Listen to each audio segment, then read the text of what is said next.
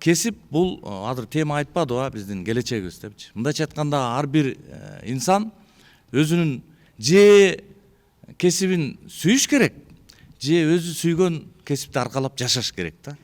Анан бир өзүбүзгө жакпаган, өзүбүз балким жүрөгүбүзгө отурбаган бир ишти кылып жашообузду, өмүрүбүздү текке кетирип кыйнабашыбыз керек да.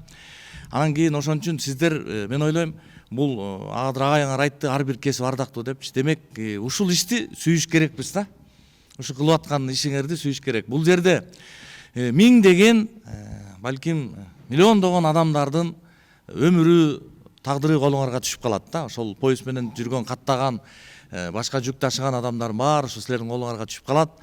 Ошондуктан ага жоопкерчилик менен, мындай бир сүйүү менен жакшы мамиле кылып, эгерде ишке алып кете турган болсок, Кудай буйрса, өзүңөргө дагы, мамлекетибизге дагы, үй бүлөбүзгө дагы, элибизге, жерибизге баарына жакшы болот деген ойдомун. Анан кийин эң негизгиси, биз бүгүнкү күндө балдар өзүбүз көрүп атабыз, укук деп атып, биз милдеттерибизди унутуп калганбыз.